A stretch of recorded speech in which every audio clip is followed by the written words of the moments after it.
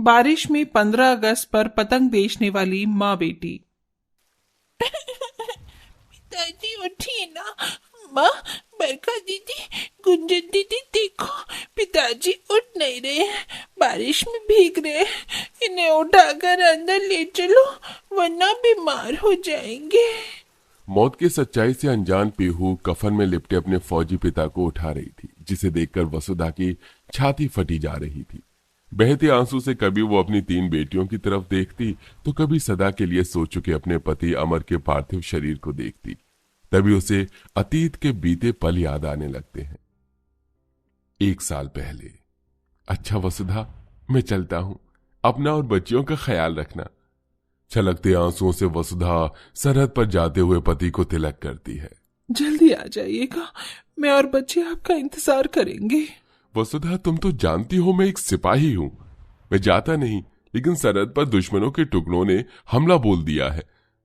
इस वक्त मेरे देश को, मेरी मिट्टी को मेरी जरूरत है। हाँ, चलता हूं। तभी पीहू अपने पिता से लिपट कर कहती है, जल्दी से आना पिताजी, और मेरे लिए ढेर सारी रंग बिरंगी पतंग भी लाना। ले आऊंगा बिटिया, तुम तीनों के लिए पतंग लाऊंगा। मैं 15 अगस्त से पहले पहले आ जाऊंगा, फिर हम सब साथ में 15 अगस्त मनाएंगे। लेकिन अगर मैं नहीं आया तो वादा करो वसुधा, तुम हमारी तीनों बेटियों को पालोगी। जी, मैं वादा करती हूँ जी। इसी के साथ अमर बॉर्डर पर चला जाता है, लेकिन किसे पता था कि नियति उस गरीब लाचार माँ और बेटियों पर सितम ढाने वाली है। 1 साल गुजर जाता है। इधर आंखें बिछाई तीनों बेटियां अपने देशभक्त पिता के आने का रास्ता देखती, पर लौटकर वतन की मिट्टी में वो सो चुके सिपाही की लाश आती है। सामने रखे अमर के शव को देखकर उस गरीब माँ का रोम रोम सिहर जाता है। अच्छी किसके सहारे छोड़कर चले गए आप हमें, कैसे जिएंगे हम आपके बिना। तभी वो बेचारी एक दुख से उभरी ही रही थी कि तभी पूरे गांव समाज में लांछन लगने लगता है। अरे पता नहीं कैसी मनहूस माँ बेटियां हैं, बेचारे को खा गई। इन्हें तो गांव से बाहर निकालकर फेंक देना चाहिए। मनोरमा बहन, मेरे पति देशभक्त हुए हैं, देश के लिए कुर्बान हो गए, इसमें मेरा और मेरी बच्चियों का क्या दोष है। ज्यादा आंसू मत दिखा और निकल जा यहाँ से। क्यों भाइयों बहनों? पूरा गांव मनोरमा के पक्ष में खड़ा हो जाता है और सब जने वसुधा को उसकी बेटियों समेत निकाल देते हैं। सिर पर गठरी लिए वो अपनी तीनों भूखी बेटियों के साथ इधर उधर भटकने लगती है। तभी मौसम बिगड़ जाता है और तगड़ी तूफानी बारिश शुरू हो जाती है। भीगे शरीर में तीनों ठिठुरने लगती हैं। माँ, जोर से ठंड लग रही है। ठंड लग रही है, मेरी बच्ची को आजा, मेरे आंचल में आजा। माँ, मुझको भी छिपा लो ना।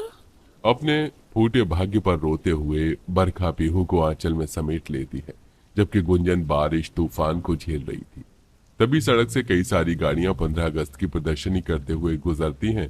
तभी उस गरीब माँ की नजर रोड साइड बने गरीब असमर्थ लोगों की बनी झुग्गियों पर जाती है। कोई फटे चिटे तिरपाल में बसेरा बनाए हुए था तो कोई फूस की झोपड़ियां बनाए था। तीनों बेटियां माँ की गोद में सो जाती हैं, लेकिन गरीब माँ की आंखों से नींद ओझल थी। ऐसे तो जिंदगी नहीं जी जाएगी, मेरा कोई सहारा नहीं है। अपनी बेटियों का पेट पालने के लिए मुझे कुछ तो करना होगा।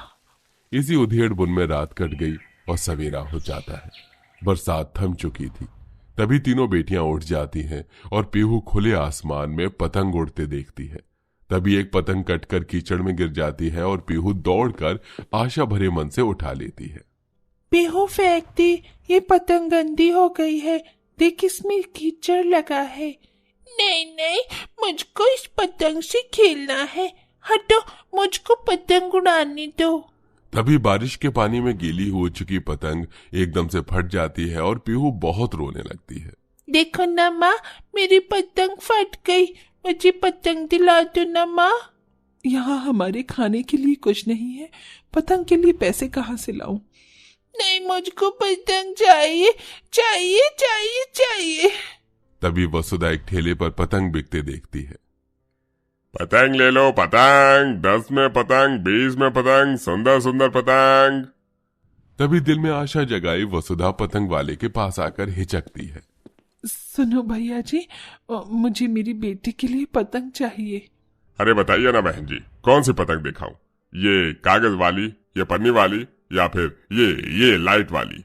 मुझको ये लाइट वाला पतंग चाहिए।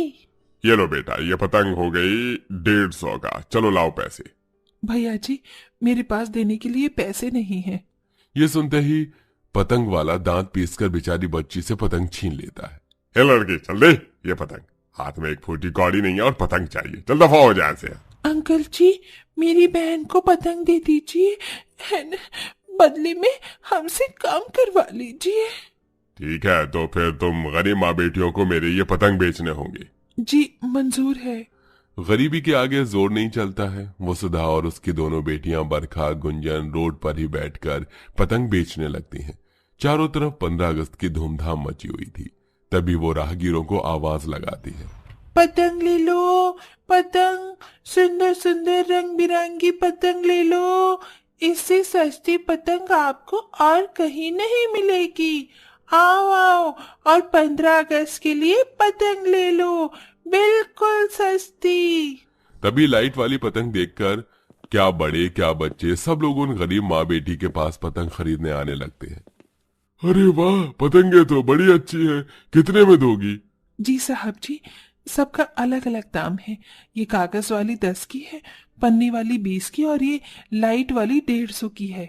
बाप रे बाप, ये तो 15 अगस्त के आड़ में पतंग बेचकर सीधा लूट मचा रखी है भाई। सूट बूट वाला वो शख्स जैसे ये कहता है तभी मंझली बेटी बरखा उदासी के भाव से कहती है, कुछ पतंगे खरीद लीजिए न साहब, हम गरीब माँ बेटियों का भला हो जाएगा। हमने 2 दिन से कुछ भी नहीं खाया है, हमारा पेट भर जाएगा। उन गरीब माँ बेटियों के भूख से बेहाल चेहरे को देखकर उस व्यक्ति के दिल में दया भर आती है। ऐसा करो, तुम ये सारी पतंगे मुझे दे दो। आप हमारी सारी पतंगे खरीदेंगे बाबूजी? हाँ बिल्कुल बेटा। सभी पतंग के बदले आदमी उन्हें 1,500 रुपए देकर चला जाता है, जिसे वो ठेले वाले को दे देती है। अरे शाबाश, तुमने अच्छा काम किया, ये लो 100 रुपए रख लो, हाँ खा लेना। इस पूरे पैसे को मैं खर्च नहीं कर सकती, मुझे इतनी ही रकम से व्यापार करना होगा, मगर क्या करूं? भगवान, कोई रास्ता दिखा। तभी डबडबाई आंखों से जैसे ही वो आसमान की तरफ देखती है तो पतंगे ही पतंगे उड़ रही होती हैं। उस दुखद हालत में गरीब माँ अपनी बेटियों के लिए 100 रुपए की वो छोटी कीमत बहुत बढ़कर थी। वसुधा 10 रुपए की डबल रोटी खरीदकर तीनों का पेट भरवाती है और बाकी के 70 रुपए से रंग बिरंगे ग्लेज्ड पेपर खरीद लेती है। माँ, तुमने ये रंग बिरंगे कागज किस लिए खरीदे हैं? बिटिया, इसकी हम सुंदर सुंदर पतंग बनाकर 15 अगस्त में बेचेंगे। अभी हर कोई पतंग खरीदता है। अब वसुधा अपनी तीनों बेटियों के साथ अपनी झोपड़ी तैयार करती है और चारों रात रात भर जाग कर पतंग बनाती हैं और फिर उन्हें बेचती हैं। देखते ही देखते 15 अगस्त का दिन आ जाता है। माँ, आज तो 15 अगस्त है। याद है जब पिताजी थे तो हम पकवान खाते थे, पतंग उड़ाते थे और 15 अगस्त मनाते थे। आज हम 15 अगस्त नहीं मनाएंगे क्या? ये सुनते ही उस गरीब माँ की आंखों से आंसू बहने लगते हैं। तभी बेटी गुंजन कहती है, हम भी 15 अगस्त मनाएंगे बिहू, लेकिन पहले हम 15 अगस्त के लिए पतंग बेचेंगे। तब तक तो शाम ढल जाएगी और आसमान में अंधेरा छा जाएगा, तो पतंग कैसे उड़ाएंगे? पर बिहू, अगर हम कमाएंगे नहीं तो खाएंगे कैसे बहन?